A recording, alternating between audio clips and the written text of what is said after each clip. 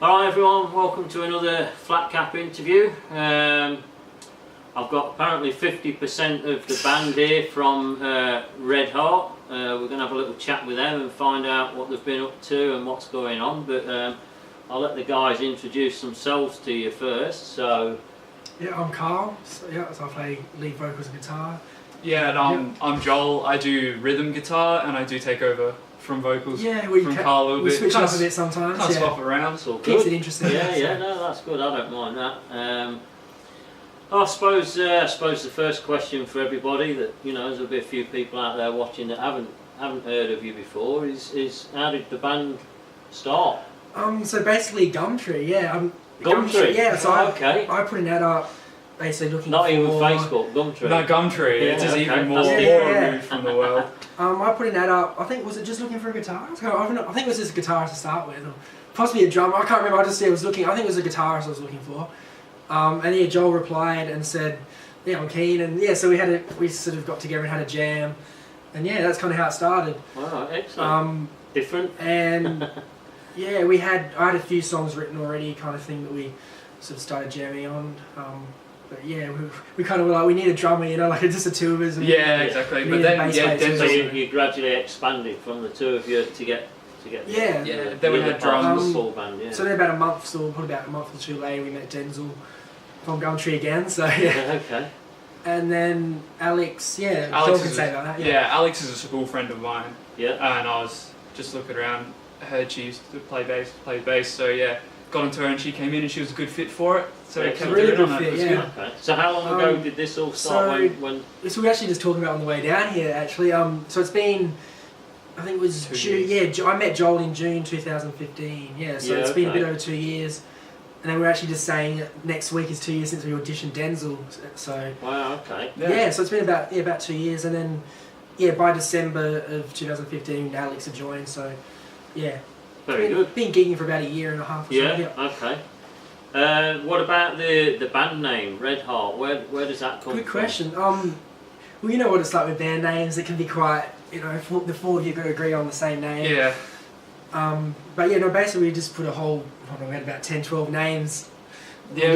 We're just putting in, anyone got any ideas, just put, whatever you like or, the trend is a bit of colour and object, object and colour and stuff. So we were just throwing a bunch of different things together and Redheart just seemed to work. So you basically chucked all these names in a hat and... not really. No? Kind of, but it was sort of all, I reckon it was a bit like that.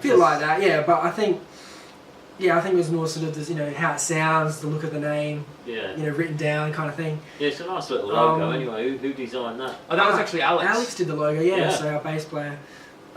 She did a full... so it was originally actually quite graphic. Like kind a of full visual anatomical drawing of it kind of thing. And then, because we were getting t-shirts and stuff done, we just pared it down to a line art drawing. And it's good logo. But the name, I guess, sort of didn't have a meaning. It's just, we like it, we'll go with it. But I mean, I guess it's like heart, all the emotions from the heart and the feelings and it's all come in the music. So I guess that's kind of So how would you describe the music? Like, for me, it's sort of indie based music, but I don't know. Have you? Indie? Is there a genre you'd put it in, or is it just sort of like alternative sort of? Yeah, we just kind of say it's alternative rock kind of thing. Rock, I think it's sort of our first sort of songs we were working on.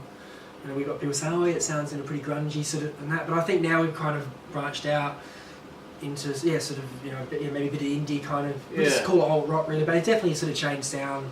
The sort of music that we're writing now. Yeah, it's definitely changed over time. Sort of year and a half, 2 years ago. Yeah. Well, we did film you the other week at the World's End, so hopefully if people watch the live gig that we'll follow up with, they'll probably make a bit of a decision as to where you go. We like don't have to be pigeonholed, really, do you? I don't really like better off if you're not, I suppose. But I don't really like to be pigeonholed. I think people can say what they think, kind of thing. So we take a lot of different influences from a lot of different places and just kind of put them all into one, and then people decide what they think it sounds like. Well, I was sort of leading that way as well. So if we've not got a definite sort of genre, what sort of what bands have influenced you, or what have you been listening to? I'd say mutually, like when Joel first met, sort of Nirvana, Foo Fighters, the sort of 90s scene, Silverchair, yeah. I'd say to start with, yeah. Yeah, to start with, it was a lot of 90s era Seattle grunge. Yeah. Just and that showed in the music. This was a good place to start, I think, for what we're into. But yeah, Yeah. I mean, I think all bands progress. They don't just stay. Generally it's a progression. It's hard, isn't it? Because like when people sort of start to follow a band, they follow them because they like a specific sound or a specific album or whatever, And then, like you've just said, as musicians and a band, you want to grow and explore other avenues, but not all the fan base want that sometimes. They just want the same thing, That's true, yeah. You hear that all the time. It happens all the time, and I think bands' fan base change, and they move round. So people that like the early stuff, like Green Day, for example, they were punk when they first started, and now they're just pretty trendy, sort of. Yeah. But you see how they've changed. It's the same with but they've got a massive following now. It's different to the one they had originally. Yeah. Some of them people will still have gone along for the ride, but I'm sure if you liked early Green Day, you'd probably be a little bit like, what's going on now? You know what I mean? Yeah. Sell out. I think it comes down to people don't necessarily like change. That's what it sort of comes down to, I think. No, because they get in a moment, don't they? Yeah, they're in a moment with music, they want to keep, and they want to relive it, Yeah, they just want more of the same thing. Because that's what they enjoy. But I mean, as musicians, you need to take on new influences and grow and move on, and if that means alienating some of your fan base, then so be it. Yeah, I mean, I don't think a band can win anyway, can they? No matter what you do, because like if they do something totally different, they'll say, oh, it's not as good as that. But if they do something that's the same as that, they'll say, oh, it's just the same as that. Yeah, it's just so original. What do they do? Do you know what I mean? So you got to do what you feel. Yeah, I think stay true to yourself. Yeah. So how do the songs come about? Who writes the songs? Do you all have an input, or? Yeah, so early on, the first batch we wrote, I guess was more me, like when we first started. But now we've progressed. Like we co-wrote a fair few. I mean, Denzel's written a few. Alex has a couple. Alex has a couple. Joel's got some. Yeah. Yeah, I mean, it all kind most of it starts off with instrumental first. Yeah. Sometimes lyrics first, but generally instrumental most of the time.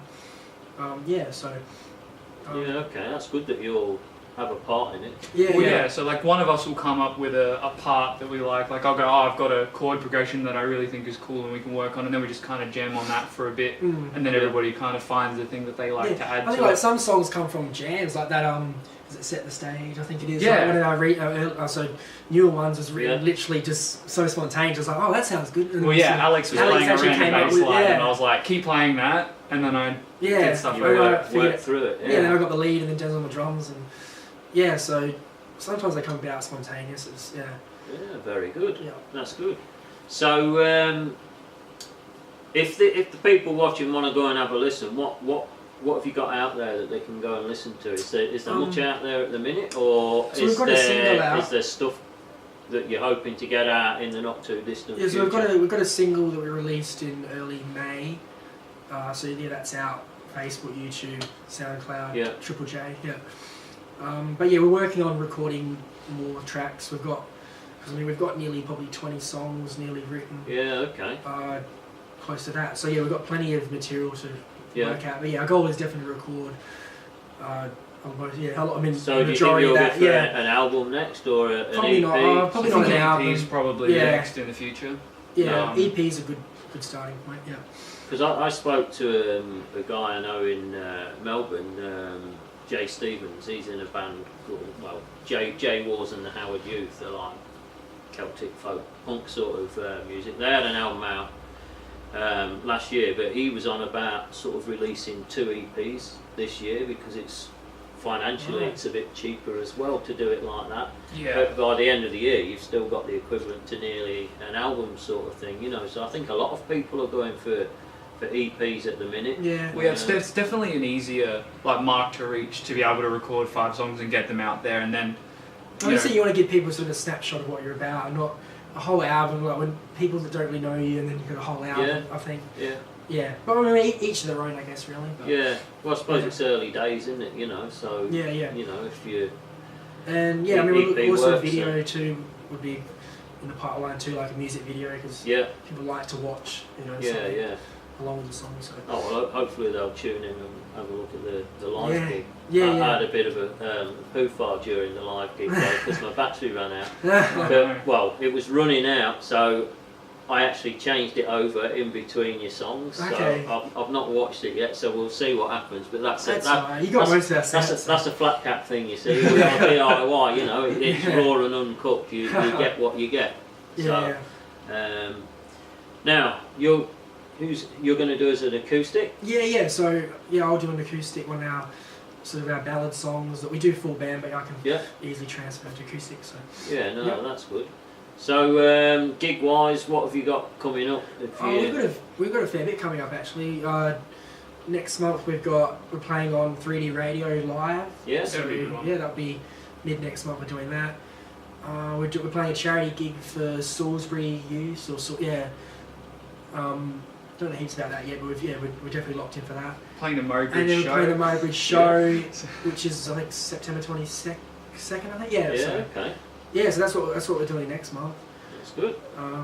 So have you been interstate at all or anything like that? Well, I mean, it's in the works. It's in the works. We've talked interstate. Just going down to maybe down to Mount Gambier, then through to Melbourne, and maybe up like Ballarat, Canberra way. Because we got a couple of bands that we know over there that would be interested in having us. So it's just a matter of working out, obviously, travel and all that. Because obviously we're going to go to Canberra, it's a fair way. Mount Gambier, Melbourne's probably a good. Lugging all the stuff as well.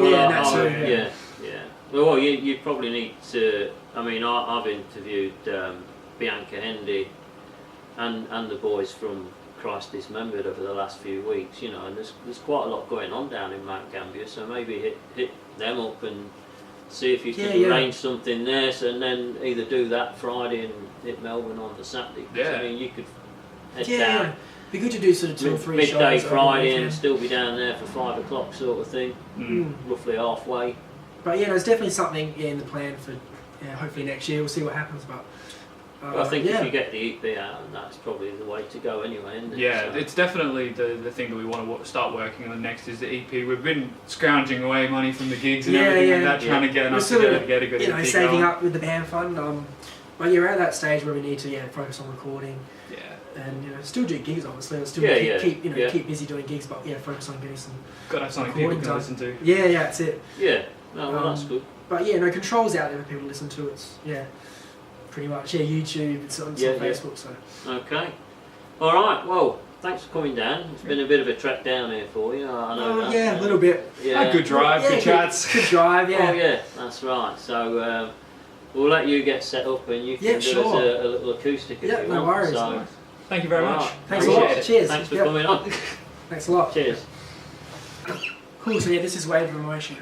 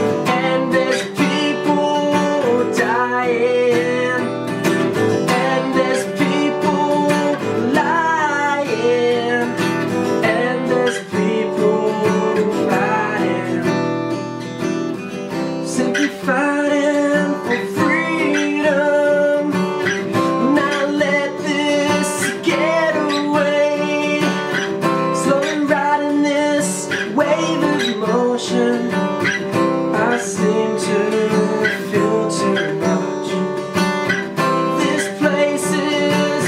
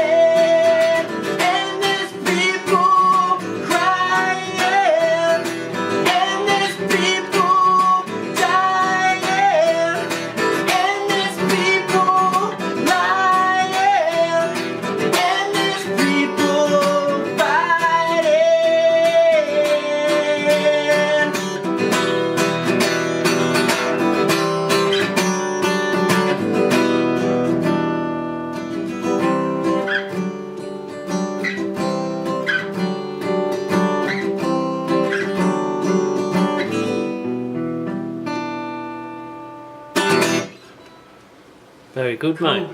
Very good. Well done.